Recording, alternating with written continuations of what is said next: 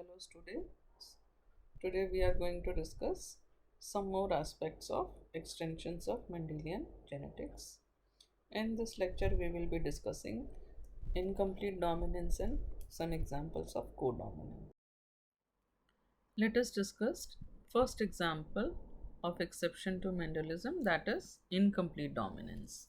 Now incomplete dominance is also called partial dominance and it is also called intermediate inheritance. This was discovered by Carl Scorens in Mirabilis jalapa, which is also called 4 o'clock plant. Let us discuss incomplete dominance. When Carl Correns crossed a red flowered plant with a white flowered plant of Mirabilis jalapa, he got a pink. He got only pink flowered plants in F1. So this was not resembling any of the parents. Uh, and in F2, after selfing of F1, in F2 he got the ratio 1 is to 2 is to 1. So he was very perplexed to see the results because this cross was not following the law of dominance.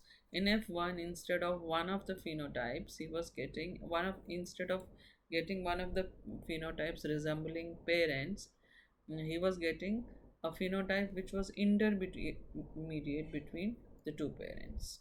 So, how he explained this cross? He explained this cross by taking into consideration that the dominant allele is not able to suppress the recessive allele completely. That is why both dominant allele and recessive alleles are expressing themselves, and that is why the F1 is intermediate in color between the two parents. So this incomplete dominance is not following the law of dominance, because the law, according to the law of dominance, the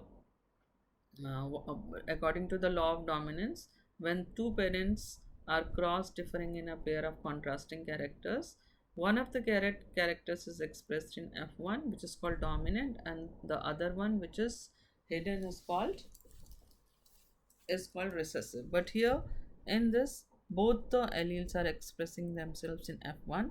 So this is an example of incomplete dominance, and that is why it is also called partial dominance, and it is called intermediate inheritance, because the F1 progeny is intermediate between both the parents. In F2 we can see that the ratio is 1 is to 2 is to white, 1 red is to 2 pink is to 1 white. So the genotypic ratio is equal to phenotypic ratio.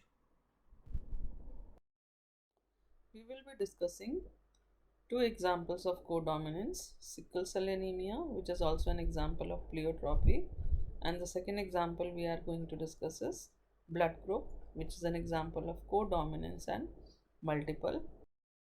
So let us first discuss blood group. Blood group is an example of multiple alleles as well as codominance. Why? Because the blood group alleles are more than two. There are three alleles for blood groups. So, if a gene occurs in more than two alternative states of alleles, it is known to exhibit multiple alleles or multiple allelism. The inheritance of multiple alleles is called multiple allelism. There are four types of blood groups which are determined by the gene L after the scientist Karl Landsteiner, and these three alleles are LA, LB, and LO, which occurs in 6 genotypic combinations, and they exhibit 4 blood groups: A, B, AB, and O. So of these three allelic state, which are LA, LB, LO, a person carries only two alleles at a time, receiving one from each of the parents. And when we see these three alleles, LA, LB, and LO, then LA and LB are dominant over LO. Since there are three alleles for this particular gene, so this is an example of multiple alleles. And a layer of protein, agglutinogen or antigen, is present over RBC, and a protein called agglutinin or antibody is present in the blood plasma. Now, antigens are of two types, A and B, and antibodies are also of two types, A and B. both antigen and antibody are incompatible. When an individual is genotypically LALB, which means that when he produces both the antigen A and B and he has the blood group AB, then this becomes an example of codominance because both the alleles are expressing themselves in the blood. Since both the alleles express themselves in the phenotype of blood group AB, they are called codominant. So, the blood group in man is an example of multiple allelism as well as codominance. Why multiple alleles?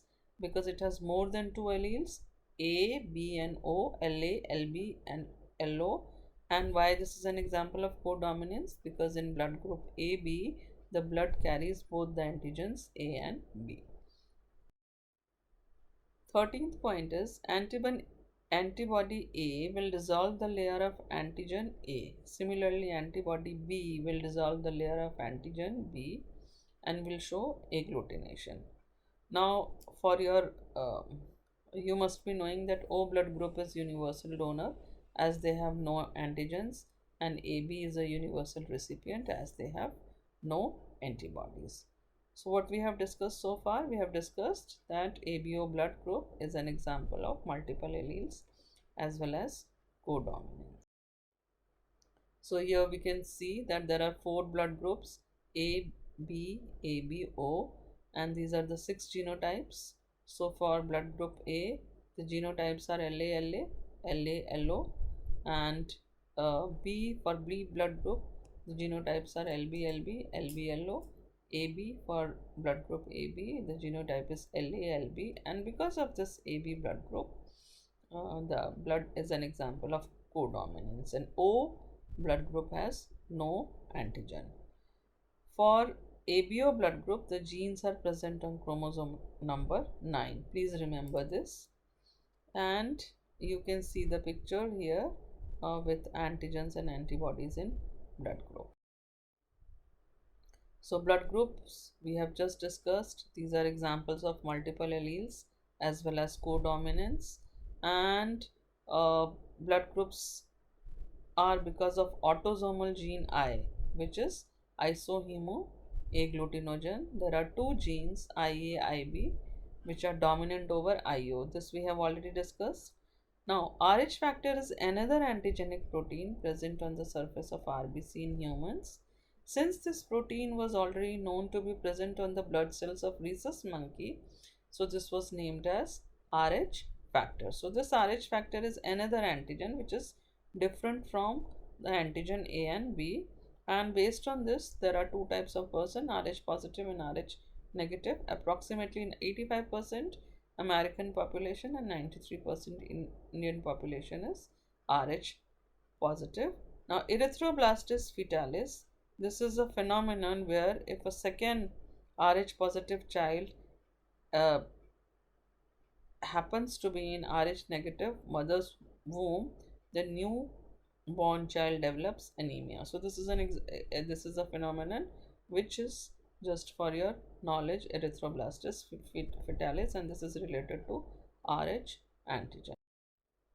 So this we have already discussed that ABO blood group is an example of codominance. Apart from ABO blood group, we have MN blood group also. This is also example of codominance. And for MN blood group, the genes are present on chromosome number 4. Like we have just discussed that for ABO blood group, the genes are present on chromosome number 9. So in MN blood group, codominant alleles are LM and LN, and frequency varies widely among human population. It was first described by Landsteiner and Philip Levine, and antibodies for M and N antigen are rarely associated with blood transfusion reactions, since this variant of antibody does not react at body temperature. Now, Bombay phenotype or Bombay blood group, this is another category of blood group. In Bombay blood group, what happens that people with this blood group do not have any antigen, A and B antigen in their blood, but they have antibodies for A and B as well as H antigen. So H antigen is normally present in all individuals as well as Bombay blood group. Basically they have O blood group but differ from them as at O blood groupers do not form antibodies against H antigen. Okay, so this is for your knowledge that apart from ABO blood group and MN blood group, we have also another phenotype which is called Bombay phenotype. So this was about blood group. Now let us discuss another example of codominance, which is called sickle cell anemia. So sickle cell anemia is also an example of pleiotropy. Let us first discuss what is sickle cell anemia, and then we will discuss what is why this is an example. So sickle cell anemia is an example of pleiotropy. The disease is expressed in recessive homozygous condition of the gene HS. The recessive gene causes a change in 6th amino acid of beta chain of hemoglobin, causing replacement of glutamic acid by valine. The RBCs having this defective hemoglobin become sickle shaped once they lose oxygen and become non-functional with regard to oxygenation in the blood.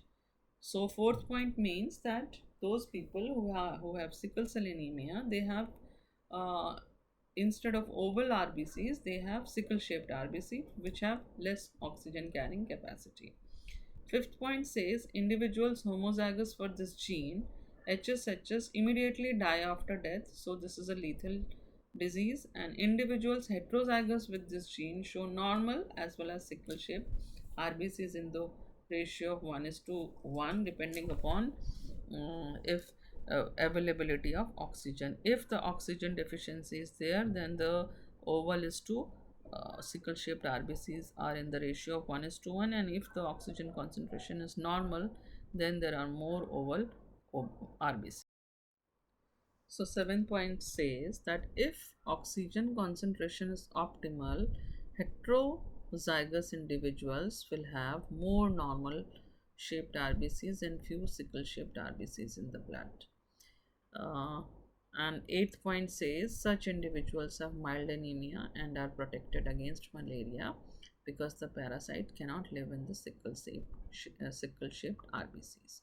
So such heterozygous individuals have actually an advantage because they are resistant to malaria. They have mild anemia because of the sickle shaped RBCs. This is an sickle cell anemia as an example of pleiotropy as well as codominance. Why it is an example of codominance? Because we can see that in heterozygous individuals having small h and capital H, both normal RBCs and sickle shaped RBCs are there. And why this is an example of pleiotropy? Because the same genotype is showing several phenotypes. Same genotype means that the heterozygous individual is showing more RBCs, more oval RBCs and less sickle shaped RBCs when the oxygen concentration is more in atmosphere, and the same genotype, the same heterozygous genotype will show more sickle shaped RBCs and less oval RBCs if the oxygen concentration is atmosphere is less. So the 10th point says the occurrence of normal and sickled RBCs in the blood of heterozygous individual for sickle cell anemia is codominance. So in this lecture what we have discussed examples of two examples of codominance, blood group and sickle cell anemia, and we have discussed the example of incomplete dominance, which is also called partial dominance or intermediate inheritance. Thank you. Now let us meet in next lecture.